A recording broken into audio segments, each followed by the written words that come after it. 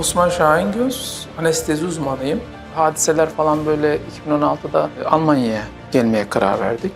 Şu anda bile duygulandım yani, onu söyleyeyim. Dakika içinde böyle canımızdan can gitti. Neticede orası bizim ülkemiz yani. Biz ülkemizi seviyoruz yani. Denklik sürecimiz başladı. Doktor denkliği 3,5 yılın sonunda çalışmaya başladık. Hatırladığım olayı tam ellerim titriyor şu anda.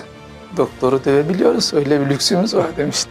Bu değil yani. Birisi böyle yapmıştı da yetkili makamda birisi. Mağduriyetleri gündeme getirmeye çalışıyoruz. Unutmadık ki hatırlayalım. Almanya Darmstadt'tan herkese merhaba. Bugünkü Tutunanlar programımızda Osman Şahingöz hocamız var. Doktor Osman Şahingöz. Hocam merhaba. Merhabalar. Buralara geldiniz. Buralardaki bu tutunma hikayenizi dinleyeceğiz ama ondan önce sizi bir tanımak istiyoruz. Doktor Osman kimdir? 1970 diyelim. Yozgat doğumluyum. Yozgat'ın bir kasabasının bir köyünde 9 kardeşli bir ailenin 6. çocuğuyum. Babam çiftçiydi. Allah rahmet etsin. Annem de 9 tane çocuk. İşte evin işleri, tarla işleri. İlkokulu Yozgat'ta bitirdim, köyümde. Daha sonra bir yıl kendi ilçemizde ortaokula gittim. Liseyi ve ortaokul eğitimimi İstanbul'da tamamladım. İyi bir liseydi. Fen lisesi falan değildi ama güzel bir liseydi. Yani Pendik Lisesi İstanbul'da. Çocukluktan beri bana daha ilkokula gidiyor muydum bilmiyorum. Sorarlardı ne olacaksın büyüyünce. Ben de o zaman derdim ki doktor olacağım derdim. Liseden sonra da öyle oldu yani. Bir ikinci yıl işte üniversiteyi kazandım. Bursa Uludağ Üniversitesi'ni, tıp fakültesi. Orada üniversiteyi bitirdim. Yaklaşık bir 5 yıla yakın bir özel olarak çalıştım bittikten sonra. Ondan sonra da uzman olmaya karar verdim ve ders çalışmaya başladım. Devlete geçtim. Devlet hastanesinde çalıştım. Çeşitli kademelerinde 112'sinden sağlık ocağına, devlet hastanesinin çocuğundan kanser hastanesine kadar çeşitli hastanelerde çalıştım. O zaman pratisyenken. Uzmanlık imtihanı da çok zor bir imtihan. Malum Türkiye'de işte o zaman bizim girdiğimiz zamanlar 12-13 bin tane doktor imtihana giriyor. Ve bunun içinden 2000 kişi, işte 2000 maksimum 2500 kişi bir yere yerleşiyor. Bir taraftan çoğu çocuk, bir taraftan iş ve bir taraftan da uzmanlık imtihanı, TUS imtihanı gibi çok zor bir imtihana hazırlandım. Ayrı bir ev tutmuştuk, 3-4 arkadaş. Oraya gidiyorduk, sabah nöbet çıkışı. Kahvaltımızı yapıyorduk. 1-2 saat dinleniyorduk. Kalkıp ders çalışmaya başlıyorduk. Ne zamana kadar? Akşam yemeğine kadar. Gidiyoruz evimizde. Eşimiz, çocuklarımızla beraber yemeğimizi yiyoruz. Sabah tekrar o eve veya nöbete. Bu şekilde 2 yıla yakın bir zaman dilimi devam etti.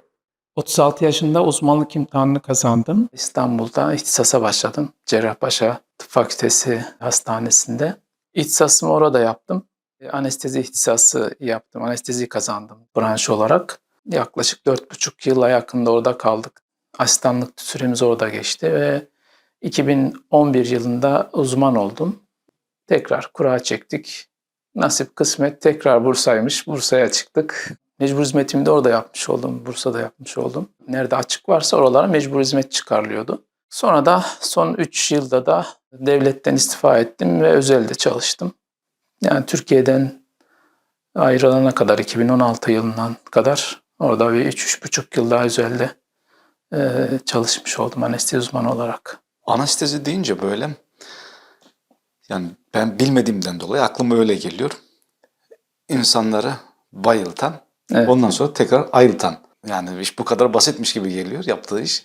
Öyle mi yoksa bilmediğimiz şeyler var mı? Mutlaka vardır. Evet, biz uyutuyoruz ve hastalar tabii kendileri uyanıyorlar belli bir zaman sonra. Derin bir uyku hali diyebiliriz. Ama rüya yok. Rüya var. Hatta biz uyuturken hastalarımıza iyi rüyalar diyoruz mesela. Gut geträumt diyoruz. Sonra uyandıktan sonra soruyoruz. Haben Sie gut geträumt? İyi rüya gördünüz mü diyoruz. Kimisi evet gördüm diyor. Şuraya gittim diyor. Kimisi hiç görmedim, bir şey görmedim diyor. Anestezi şırıngayla veriyorsun herhalde. %90-95 ilaçlarla veriyoruz ve hastalar uykuya dalıyorlar. Çocuklarda, özellikle küçüklerde bazen gazla bunu yapıyoruz. Gaz vererek, solutarak uyutuyoruz. Bana göre perdenin gerisindeki kahramanlar aslında. Motordayız aslında biz. Kalbiyle, beyniyle, işte tansiyonuyla, nabzıyla, her şeyle hastayı çok güzel idare edebilirsek motor olarak cerrah da çok rahat ameliyatını yapabilir. Her başarılı cerrahın arkasında bir aslında işini iyi yapan bir anestezist vardır, yani öyle söyleyeyim.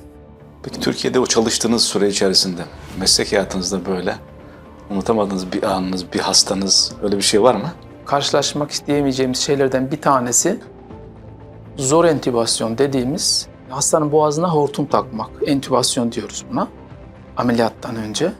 Onunla beraber hastayı havalandırırız oradan, yani makineye bağlarız ve hastanın akciğerlerini havalandırıp solunumunu sağlarız.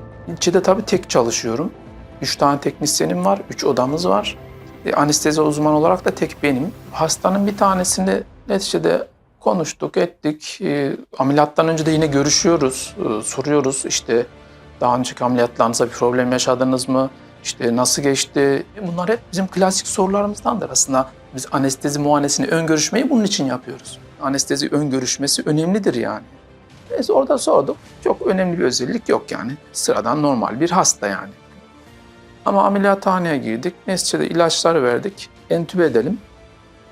Bakıyorum hiçbir şey göremiyorum. Entübe edecek, boruyu sokacak bir şey gözükmüyor yani. O birkaç böyle dakika içinde böyle canımızdan can gitti. Şu anda bile ellerim böyle şey oldu yani, hatırladığım olayı, tamam mı? Ellerim titriyor şu anda. Mümkün değil yani, entübe etmek hastayı mümkün değil. Herkesin bir fizyolojik bir şeyi var, yapısı var yani, göremiyorsunuz. Ses tellerini görmeniz lazım ki iki ses telinin arasından girmeniz lazım. Hastanın boğazını göremiyorum ben yani, o kadar değişik. Hasta kiloluydu biraz yani, onun da etkisi var. Kilolu ve kısa boyunlu bir hastaydı. Ben hastayı bu arada havalandırıyorum tabii yani. Önemli olan havalanması aslında. Entübe etmeniz bir taraftan önemlidir ama önemli olan hastayı havalandırmaktır. Hastanemizde kulak burun boğaz uzmanı vardı. Allah'tan hemen ona haber ettim. Dedim ki çok acil gelsin ameliyathaneye. Ben hastayı havalandırırken o da geldi, hızlıca hastanın burasından bir delik açtı. Oradan havalandırdık. Neticede biz hastayı gönderdik, ile gönderdik. Hastanın yakını geldi bana. Hastanın yakınıyla konuşuyoruz ve hastanın yakını bana dedi ki ondan sonra, ya hocam biz sana söylemedik aslında. Guatr mıydı? Guatr olabilir. Çok rahatsızdı, artık olmak istiyordu. Ama daha önce bize başka bir yerde sizin entübasyonunuz zor oldu, bunu söyleyin muhakkak anestezi uzmanına dediler ama eşim korktu ameliyatım ertelenir diye ve size bunu söylemedi dedi. Ya bu söylenmeyecek bir şey mi? Hem de anestezi uzmanı seni uyarmış yani. Osman Hocam, Almanya'ya ne zaman geldiniz? Bir de geldiğinizde, uçaktan indiğinizde ne hissettiniz? Afrika'da bir ülkede, oradan bir hastaneden aramışlardı beni, orada çalışır mısın diye. Çocukların okulu bitsin, olabilir diye düşünmüştüm yani. Türkiye'deki tabii hadiseler falan böyle 2016'da gelişince 22 Temmuz'da hastanemiz kapatıldı ve etrafımızdaki insanlar da gözaltına alınmaya başladı. Ve biz bu sürede de zaten Afrika'ya gitmeyi düşünüyorduk. Dedik ki biz ya çıkalım bir dışına. En azından şöyle bir ay, bir 15-20 gün bir tatil yaparız. Bu arada da Afrika'daki hastane açılır. Gider başlamış oluruz diye düşündük. Ve o hadiseden sonra biz çıktık. Bir 10-15 gün sonra pasaportlarımızla beraber çıktık ailece.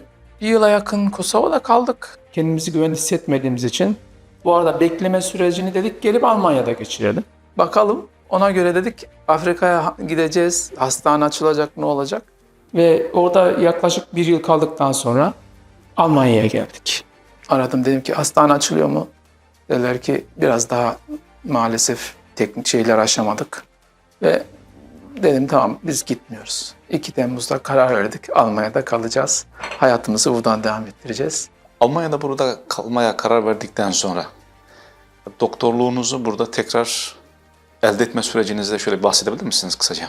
Almanya'da doktor olarak tabii çalışabilmek için en önemli şart dil. Mesleki C1 almanız gerekiyor. Ve bunu yaptıktan sonra da Alman doktorluğu denkliğini almanız gerekiyor. Burada aprobasyon deniyor buna. Diplomanızı tanıtmanız gerekiyor. 2 yıla yakında o sürecim sürdü. Çok zor geçti açıkçası dil öğrenme süreci. Ben şu anda 51 yaşındayım. 46 yaşında Almanca öğrenmeye başladım. Bizden geçti diye bir şey yok yani. Almanca gibi zor bir dil. Bizim dil grubumuzla hiç alakası şeyi olmayan zor bir dil yani. Ama insan azmedince, gayret edince oluyor, neden olmasın yani. 50 yaşındakiler de öğreniyor yani. Bu meslektaşlarımızdan var. 50-55'inde bu imtihanı geçen arkadaşlarımız da var yani. Ben mesleğe başlayalı burada Almanya'da 13 ay oldu. Geçen yıl Eylül ayında başladım ilk resmi olarak çalışmaya. Ondan önce çeşitli hastanelerde hospitasyon ve praktikum diyebileceğimiz şeyler yaptım. Tabi burada yeni bir asistan gibi başlamadım. Tabii ki statünüz bir asistan burada. Ve şu anda ben uzmanım ama burada asistan arts olarak çalışıyorum. Yeni mezun olmuş bir Alman doktoru neyse ben de şu andaki pozisyonum o. Uzmanlığımı da tekrar tanıtmam gerekiyor. Uzmanlık anerkennungu dediğimiz uzmanlık tanıtımımı da yapmam gerekiyor. Bu da bir süreç. Bunun için de işte belli bir süre asistan doktor olarak çalışmam gerekiyor. Artı tekrar imtihan var. Yıllarca uzmanlık yapmışsınız. Daha doğrusu uzman olarak çalışmışsınız Türkiye'de. Buraya gelmişsiniz. Hastanede Asistan artsın burada. resmi Asistan olarak doktor. asistansınız ama Asistan doktor deniyor. Evet. pratik olarak uzmansınız. Bir uzmanlık prosedürü resmi bir prosedür olduğu için onu alman gerekiyor. Neticede almanız gerekiyor. Bir şekilde tanıtmanız gerekiyor. O da bir süreç. Ona da bir şekilde başlayacağız. Ama tabii ki yaptığınız işe göre insanlar size muamele ediyorlar yani. Mesleğinizi iyi yaptığınız zaman size işte ikinci gün, üçüncü gün hastayı rahatça bırakıp gidiyorlar. Burada Almanya'da çalıştığım hastanede bir gün bir çocuk için çağırdılar, uyutmak için. Sonra ben gittim, baktım çocuğun kafasında bir damar yolu var. Sonra öğrendim ki aslında o çocuk daha önce biraz uğraşılmış, damar yolu açılamamış. Yani arkadaşlar da uğraşmışlar, bir süre olmamış. Sorumlu uzmanımız geldi. Biz bunu dedi şey yapalım, gönderelim. Çocuk da bugün yoruldu. Birkaç gün sonra yaparız, ameliyatını yapalım. Nasıl olsa acil bir ameliyatı değil dediler. Sonra benim orada çocuğun ayağı gözüme ilişti. Dedim ki ya ben bir tane deneyebilir miyim dedim. Tabii biz denedik birkaç tane, bir tane de bir defa da sen dene buyur dedi. Sonra neyse bismillah çektim. Çocuğun ayağına damar yolu için granülü ittirdim. Girer girmez kan gelmeye başladı tabii. Damar yolunu açmış olduk. Tabii 2-3 kişi izliyorlar. Sağ olsun o uzmanımız çok iyi bir insan. Herkes böyle bakıyor, ya biz bir saat uğraştık ama olmadı falan. Hakikaten problemli bir şeydi yani, kilolu milolu. Sonra dediler bugün ayın elemanı sensin burada. Ayın elemanı sensin, sen oldun dediler yani bugün. Yani neticede burada insanlar işinize bakıyorlar hakikaten. Yani adınızın önünde asistan yazmış, uzman yazmış, profesör yazmış çok da önemli değil yani. Orta Asya'ya gitmiştim fi tarihinde. Orada 3000 kilometre, 4000 kilometre ötede bir mesela sahabe, Peygamberimizin amcasının torununun kabrini görmüştüm. Şimdi 4000 kilometre ötede yani bu insanlar ne arıyor buraya? Elbette ki göçünde bir gayesi var kendine göre yani. İster cebri olsun, ister gönüllü olsun fark etmiyor. Bu yaştan sonra seni buralara sevk eden irade senden ne bekliyor? Bunu unutmamak gerekiyor. Almanya'da doktor olarak çalışma koşulları veya bu hasta bakımıyla ilgili Türkiye'den farklı olan noktalar var mı? Daha insani bir sistem var diyebiliriz çalışma şartları açısından. Herkesin sınırları belli. Herkesin iş tanımı belli. Sorumlu olduğu işinin vazifesini yapıyor. Karmaşıklık yok. Kafanız daha rahat çalışıyorsunuz. Yani Türkiye'deki gibi değilsiniz. Mesela Türkiye'de en çok rahatsız olduğumuz şeylerden birisi buydu. Yani küçümsemek için söylemiyorum. Neticede o da işini yapıyor yani. Bir yerin temizlenmesi gerekiyor. Çağırırsınız, Türkiye'de seslenirsiniz. Özel hastanede bile böyle oluyordu yani. Koridorda filan hanım, filan bey neredesin? Burada öyle bir şey yok. 3. salonun temizlenmesini diye söylüyorlar. Pat bakıyorsunuz geliyor adam işini yapıyor çıkıyor gidiyor. Türkiye'de biz hep karanlık yerlerde çalıştık. 1. kat, 2. kat bodrumlarda genelde çalıştık ameliyathanelerde. %99 böyledir. Ama burada üst katlarda ve camlı, ışıklı ruh halimiz için çok önemli. 6'ya 45'te geldim. Akşam bu saate kadar buradayız. Alt katta olursam ne yapacaksınız? İlişkiler çok daha iyi diyebilirim. İnsani ilişkiler. Yeni başlamış bir asistanla uzmanlar arasında böyle bir diyalog var mesela. İsmiyle hitap ediyorlar. Böyle bir gelenek var. Amir-memur ilişkisinden ziyade bir arkadaş ilişkisinde geçiyor. Türkiye'de biraz daha statü vardı yani öyle söyleyeyim. Burada ilişkiler çok daha sevecen öyle söyleyeyim. Burada 5 tane ameliyathanemiz var. Sabah hangisinde olacağımıza şefimiz karar veriyor. İşte bir tarafta hastayı hazırlıyoruz, öbür tarafta da hastamız uyanınca öbür tarafta da uyanan hastayı oraya alıyoruz. Ameliyathaneler genelde soğuk olmak zorunda, belli bir ısının altında olmak zorunda.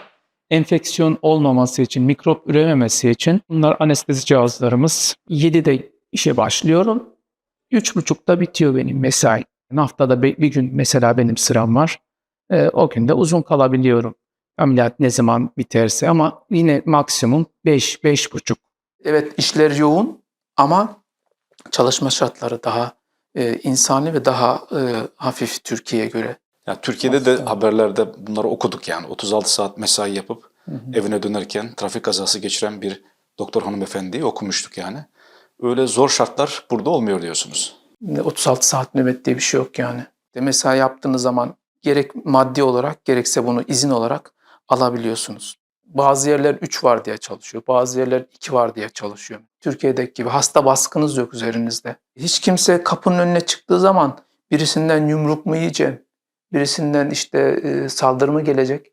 Böyle bir şey düşünmüyor kimse. Ben hiç duymadım. Bu konuda Türkiye daha ileride. Yani bir vatandaşa Vatandaşın doktorunu hakkı dövme da... tabii hakkı tanıyor. Evet, Özgürlükler ülkesi. Bu evet, anlamda evet. Almanya mutlaka kıskanıyordur. Evet, bir hanımefendi öyle demişti. Doktoru dövebiliyoruz, öyle bir lüksümüz var demişti. Maalesef. Türkiye'den izlediğim bir hanımefendi. Türkiye'den belki dışarıya beyin göçü olarak en fazla doktorlar var görebildiğim kadarıyla. Toplumun bazı kesiminde de bir yanlış algı olarak şu var. Doktorlar parayı sever. Avrupa'da da fazla para veriyorlar. Dolayısıyla onun için Avrupa'ya gidiyorlar. Gerçekten böyle doktorlar parayı seviyor mu? Yoksa daha çok çalışma koşullarından mı? Kendimden örnek vereyim size. Türkiye'de en son 2016'daki kazandığım dövizlerinden işte çarptığım zaman şu anda daha az bir miktardaki bir şeye çalışıyorum. Almanya'da doktorların özellikle çok aşırı bir rakamları yok. Normal. Yani geçen yıl sadece zannediyorum 3000'e yakın insan gelmiş yani. Ama gelenlerin %99.9'unun sebebi kesinlikle ekonomik sebepler değildir yani. Bu değil yani. Birisi böyle yapmıştı da yetkili makamda birisi. Bu baktık, inceledik demişti. Bu değil yani. Almanya'ya geldiğiniz vakit en çok zorlandığınız şey ne oldu? Dil mevzuydu. Dilin haricinde biraz da tabii ki Türkiye özlemi diyebilirim. Özlüyor musunuz? Şu anda bile duygulandım yani onu söyleyeyim. Neticede orası bizim ülkemiz yani. Doğduğumuz yer, kendi vatanımız yani. Vatanımız her şeyden önce. İnsan vatanını özlemez mi yani? Alıştık tabii ki biz Almanya'ya alıştık yani neticede artık burası ikinci bir vatanımız oldu artık yani bundan sonra hayatımızı burada devam ettireceğiz. Ama insan ülkesi, memleketi başka tabii ki yani. Şartlar bir gün değişirse sizin için dönmek ister misiniz Türkiye'ye? Türkiye bundan sonra hasret gidermeye giderim sadece. Bakın insan hakları burada. İnsanlara hoşgörü, saygı burada. Çalıştığınızın karşılığını almak da burada. Niye dönmem? İşte buradaki bu şartlardan dolayı dönmek istemem. Bu söyleminizin arkasında bir kırgınlık var mı? Kırgın olmamak mümkün değil tabii. Mesleğimizi suistimal etmedik. Yapacağımızın en iyisini yapmaya çalıştık. Devletin bir kuruşunu heba ettirmemeye çalıştık bulunduğumuz, çalıştığımız ortamlarda. Ambulansın bir işte yakacağı benzini düşündük yani ambulansın çalışmasını bile hesap ettik. Yanan ışığı bile hesap ettik yani. O yönüyle bir kırgınlık kısmen var diyebilirim yani. İnsanlar bazen şunu da söylüyorlar size sosyal medyadan şuradan buradan.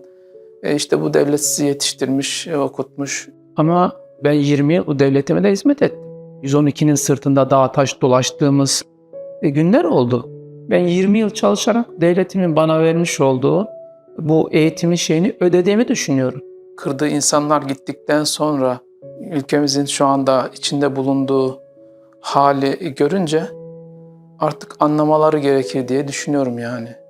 Buradan izleyip görüyoruz ve her gün üzülüyoruz yani. Beynini yiyen bir konumda ülkemiz maalesef. Beyin olmayınca da işte felç o yani. Ben size mesela şöyle bir örnek vereyim. Benim bir arkadaşım vardı. Çok sevdiğim bir arkadaşım.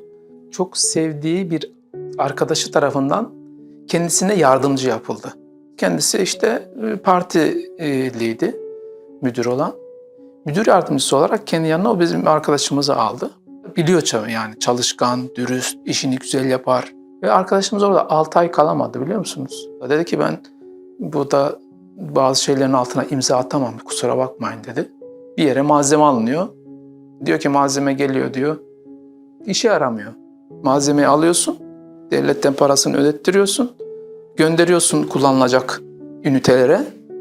Ama o malzemeler işte açıyorsun, ikisi bozuk çıkıyor, biri bilmem ne çıkıyor. Ben bu şeye ortak olamam dedi yani. 6 ay dayanmadı, istifa etti. Yani beraber olamazdık yani. Zor. Almanya'da Alman insanıyla hem iş yerinde hem sosyal hayatınızda bir beraberiniz oluyor artık. O insanlarla ilişkileriniz nasıl? Güzel ilişkilerimiz var. Burada Almanya'da şöyle bir adet varmış, onu da biz gelince öğrendik. Burada bir yere bir insan taşındığı zaman orada taşınan kişi ben bu apartmana geldim ve sizinle komşuluk yapmaya açık bir insanım diye insanlara davetiye gönderiyor. Yani evine davet ediyor. Komşularımızın posta kutularına attık. Sizi falan gün davet ediyoruz. 7 tane aile cevap verdi. Evimize geldiler, bizi gördüler. Komşuluk yapabileceğimize hakikaten onlar da kendilerince ikna oldular. Ve şimdi işte selamlaşıyoruz, merhabalaşıyoruz inerken çıkarken. Mesela bir tanesi 3 gün bir yere izine gidiyordu. Anahtarını bize bıraktı gitti mesela. Bir ara voleybol oynuyorduk Alman dostlarımızla. Şimdi voleybol bana biraz sıkıcı geldi. Tekrar futbola döndüm. Futbol maç yapıyoruz. Haftada bir gün akşam. İşte Almanlar soğuktur falan. Aslında öyle değiller. Sizinle tanışıp birazcık böyle mesafeyi kısalttıkları zaman aslında o zaman daha iyi oluyorlar. Güzel insanlar. Seviyorum ben Almanları. Almanya'da Almanlarda böyle sizin hayatınızda iz bırakan, önemsediğiniz öyle insanlar da var mı? Burada Sprachkafe deniyor. Kursların haricinde Almancanızı, yabancı dilinizi geliştirmek için gittiğiniz yerler var belli saatlerde. Orada işte tanışıyorsunuz birileriyle. Benim de öyle bir Sprachkafe ortamında tanıştığım bir dostum vardı. Aslında kendisi Alman değil, İngiliz aslında ama işte 45 yıldır Almanya'da yaşıyor. Özelde Almanca hocam diyebilirim yani kendisine. Üniversitede öğretim görevlisiymiş. Tabii şu anda 80 küsur yaşında. Emekli. Jim amcamız, Jim ismi de 4 yıldır tanışıyoruz. 2020'nin yılbaşı Noel'iydi. Weihnachten deniyor burada. Eşimle beraber bir hediye aldık. O gün Noel ziyaretine gittik. Dedik Weihnachten'larını tebrik edelim. Eşiyle beraber yaşıyorlar. Tabii bunlar şey yaptılar, çok şaşırdılar. Eve girin lütfen dediler. Beraber oturalım. Neyse girdik, bir de çok kısa uğrayalım madem biz çünkü habersiz geldik. Oturduk, bir hızlıca bir kahve içtik. Ertesi Noel biz yine aldık hediyemizi. Bu sefer aradık. Dedik ki biz işte filan gün size gelmeyi düşünüyoruz. Uygun musunuz? Buyurun dedi, bekliyoruz. Gittik. Neyse oturduk, muhabbet, çayımızı içtik. Sonra gitti bana bu kitabı getirdi. Bir şiir kitabı yazmış. Bu şiir kitabında da bir tanesini de bana ayırmış. Bana bir şiir yazmış burada.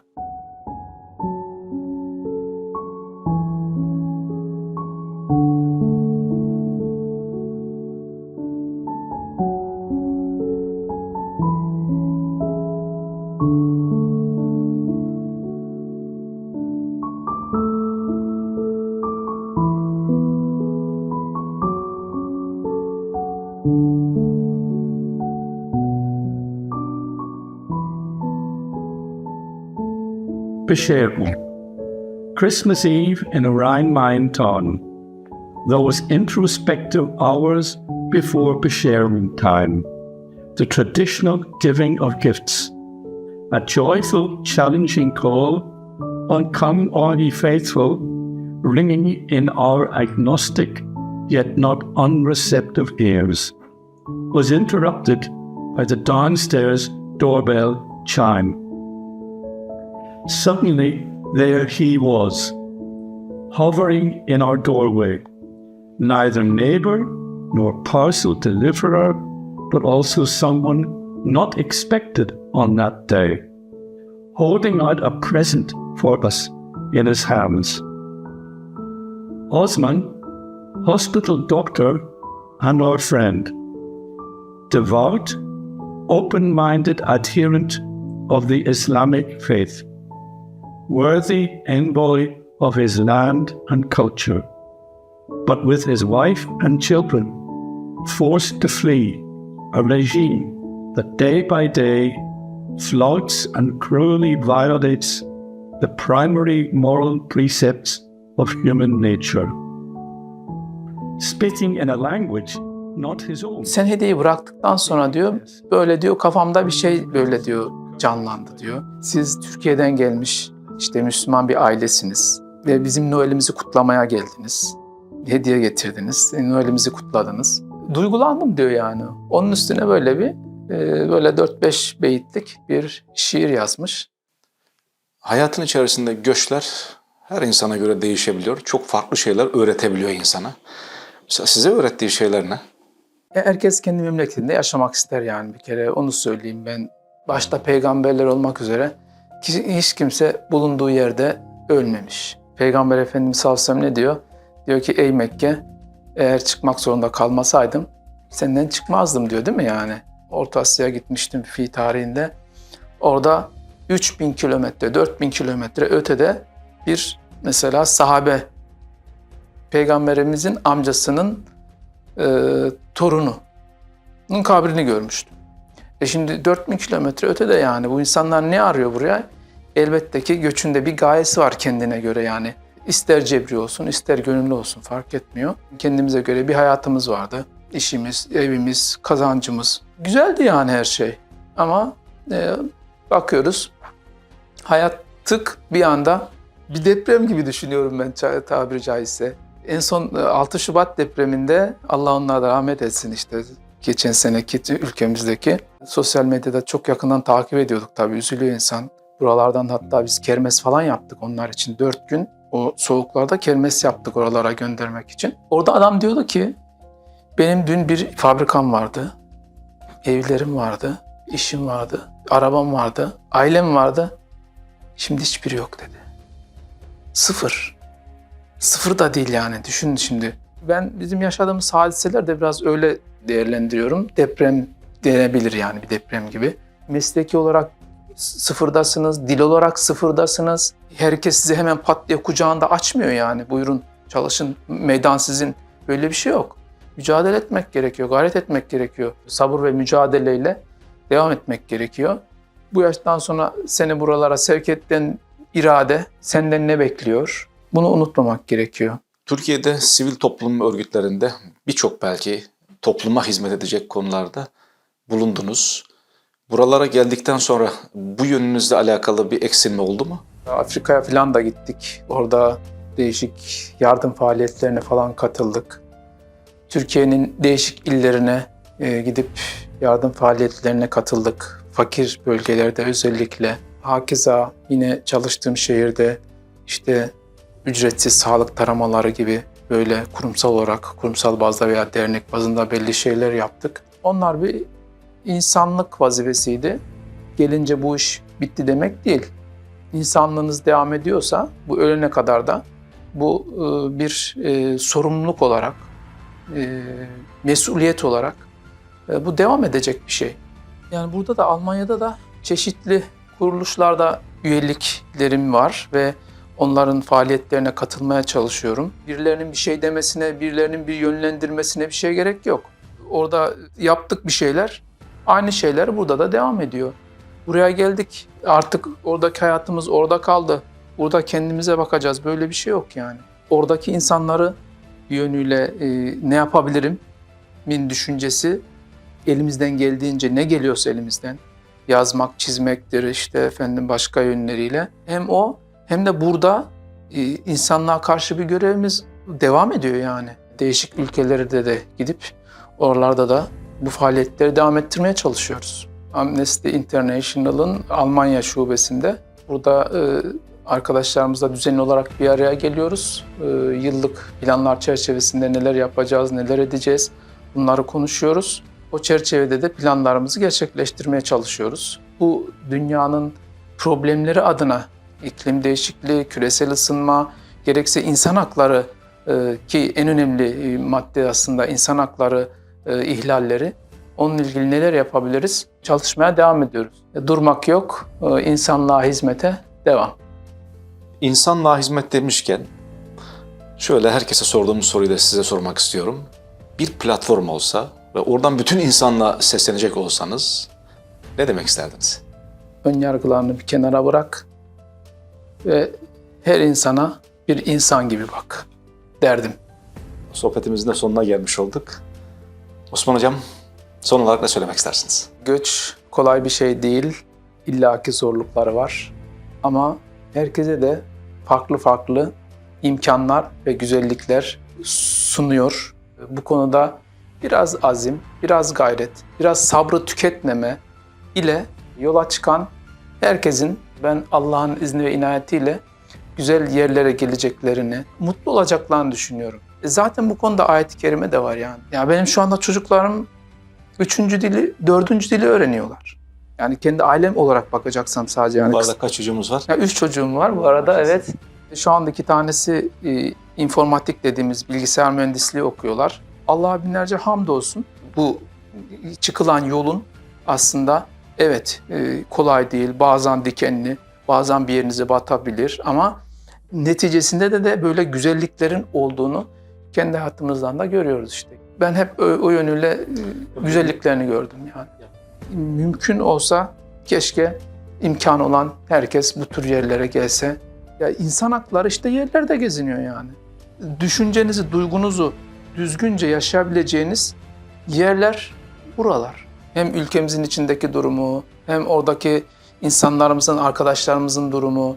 Bunlar bizi derinden etkiliyor yani. Yazarak, çizerek, sosyal medya üzerinden özellikle Türkiye'deki insan hakları ihlallerini, mağduriyetleri gündeme getirmeye çalışıyoruz. Etkili, yetkili insanlara bu tür şeyleri duyurmaya çalışıyoruz. Unuttuğumuz bir an yok ki zaten yani hatırlamadığımız an demeyeyim yani. Unuttuğumuz bir an yok. Unutmadık ki hatırlayalım.